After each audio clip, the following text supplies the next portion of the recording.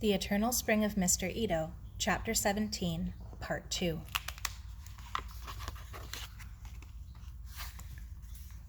She had to make her move or miss her chance. Taking a deep breath, she fell into step a few yards behind them, keeping her eyes down the way Ernie had told her. Ahead, the Japanese walked silently, looking neither right nor left, ignoring the hostile stares of the townspeople. She had joined them so quietly they hadn't even noticed her. The town disappeared behind them. Now the pines grew thickly to the very edge of the road, seeming to threaten them as they went by. The sunlight glaring off the dusty road emphasized the blackness of the woods. The Aiguro Matsu bumped lightly against Sara's hip, and she put her hand protectively over the top of the book bag. The people ahead of her had broken into conversation, now that they'd left the town behind. They were still unaware of her silent presence at the back of the group. After about 15 minutes, the camp came into view. A man in uniform was standing in a hut by a wooden barrier across the road. Sara moved toward the outside of the group. The guard nodded carelessly as they passed him. She'd done it. She was inside. She paused, allowing the others to leave her behind. She hadn't expected the camp to be so big. She'd imagined a few frame cabins, like her summer camp on Vancouver Island. But here in Slocan City, row after row of long, low buildings, each with a long black chimney sticking out of its tar paper roof, stretched into the distance. They looked like warehouses, separated from each other by a few yards of dirt, with nothing to distinguish one from the other. Sara stared at them in dismay. On either side of the camp, the mountains towered up, darkening the valley floor even on this sunny day. In the distance, beyond the last building, she caught the cold gleam of green water, Slocan Lake. She shivered and wished that she were back at Mr. Maynard's store, eating pound cake. She began walking without any clear idea of where she was going, knowing only that if she stood still, she'd draw attention to herself. She marched along between the buildings, hoping she looked as if she had a destination in mind, praying that she looked as if she belonged. Up one row and down another she went. Here and there, knots of teenagers lounged against the doorways or squatted in the dirt, throwing dice. She passed some small children, chanting as they jumped through a skip rope. Outside one building, a line of people stood silently, each with a towel, inching forward as others emerged from a door at the far end of the building. Nobody paid attention to her. Just ahead, a woman bowed under the weight of 2 buckets of water, turned into one of the shacks. 2 children followed her, quarreling over a book. "I want it!" cried the girl. "You had it yesterday!" shouted the boy. "It's my turn!" The woman turned wearily in the doorway. "Dorothy, let Shinobu have the book. He needs it for his homework." The boy grinned in triumph and wrestled the book out of his sister's hand. Homework! Of course, that was the answer. Sara quickened her step, searching for a building that looked like a school. As she rounded a corner, a woman just ahead of her took a sudden turn to the left. Before she could stop herself, Sara had bumped into the woman and scattered the books she held onto the ground. "I'm sorry," muttered Sara, keeping her eyes down. She bent to help pick up the books, ducking her head and praying the woman wouldn't look at her face. "Oh, for heaven's sakes, look at that," the woman cried. "Now the pages are creased. Oh, dear." She clutched the books to her. I'm sorry, Sara said again. You should be more careful.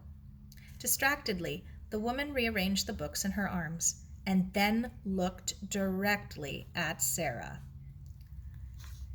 Who are you? Her puzzled gaze seemed to rest on Sara's face for minutes on end.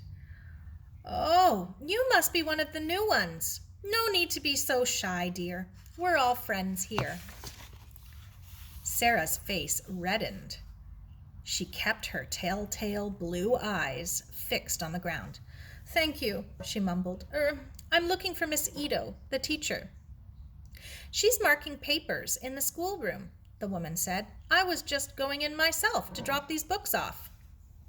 Sara followed the woman into the building. It was dim inside, and an oil lamp made a circle of yellow light on a round table at the end of the room. Helen, called the woman, here are the books the Red Cross brought today. She dropped them on a nearby chair. Oh, and here's a new girl, just arrived. Helen looked up in surprise. I'm not expecting any new pupils. Well, you've got one.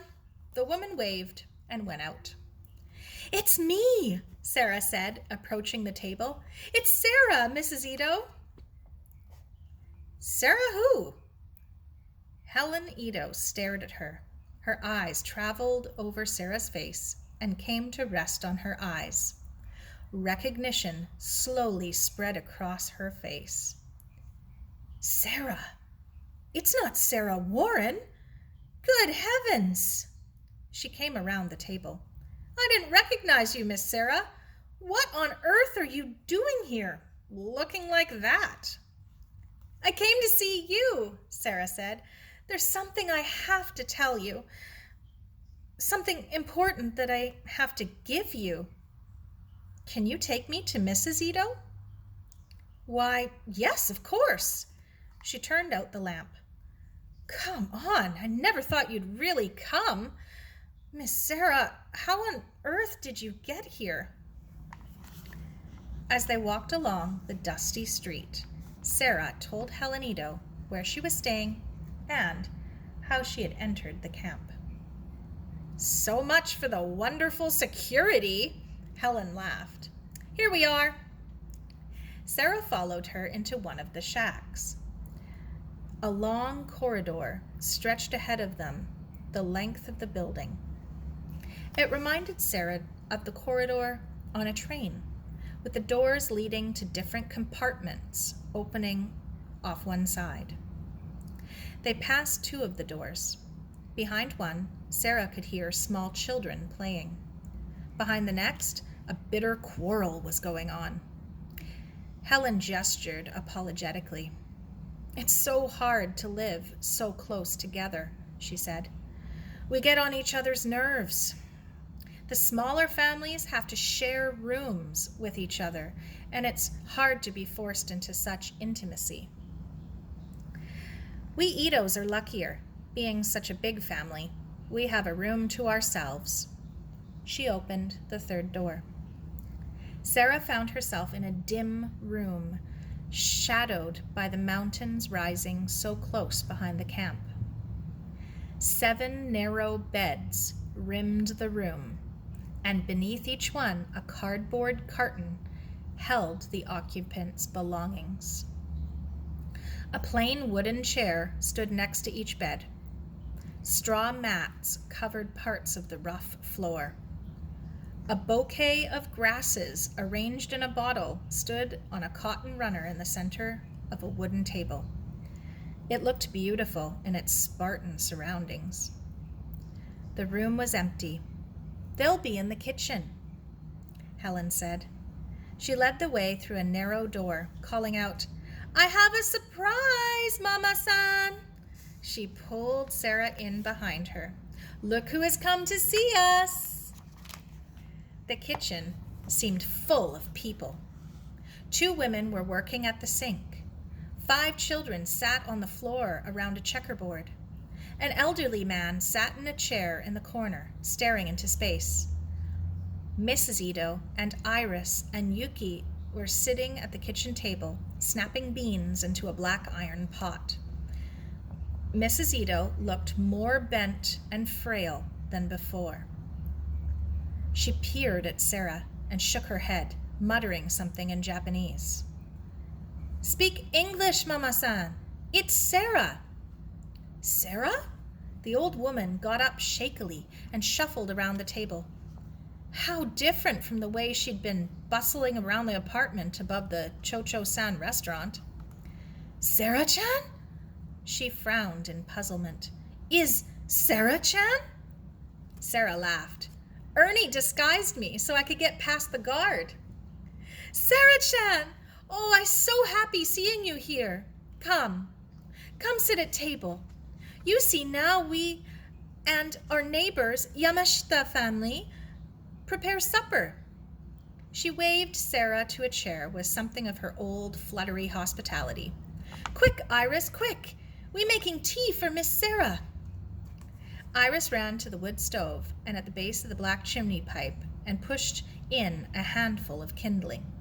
Flames flared and crackled inside, and Iris encouraged them, poking more wood through the iron door. Filling a kettle from the bucket on the floor, she set it on top to boil. The Ito children gathered close to Sara, leaning against her knee, black eyes fixed on her face. The woman at the sink abandoned what they were doing and helped the old man out of his chair. Shooing their own children before them, they left the kitchen, smiling and bowing as they went, and saying in high, fluting voices, Hito ni mewaku wo kakate wa ikanai." "Miss Sara has come to bring us something, Mama-san," Helen said. "She hasn't much time. Her friends are waiting in town. So begin, Sara. Tell us why you came." Mary's thin, high scream re-echoed in her head. She looked down at her hands. They lay in her lap, upturned and finger-wide. She looked up at their faces, wreathed in smiles, expectant, trusting. Slowly, she told her story, starting with the day Fearless ran away from her at the beach and ending with the ceiling of the cave above Holmulsen. The children pressed against her uncomprehendingly while Iris and Yuki wept quietly into their handkerchiefs. Helen turned abruptly toward the stove and filled the teapot, then took cups and saucers from a shelf and brought them, rattling, to the table. Sara raised her eyes fearfully to Mrs. Ito. "Ah!" Tears ran down the old woman's face as she rocked back and forth in her chair. "You brave girl, Sara-chan. The Lord Buddha blessing you today." She smiled at Sara. "Now I know husband on way. He wished to go." She clasped Sara's hands in her own. "You good friend, Sara-chan." "I brought you something from him," Sara said. Carefully, she opened her book bag and set the Aiguro Matsu on the table. Everyone breathed in awe. "Ah! Oh!" They circled the ancient tree.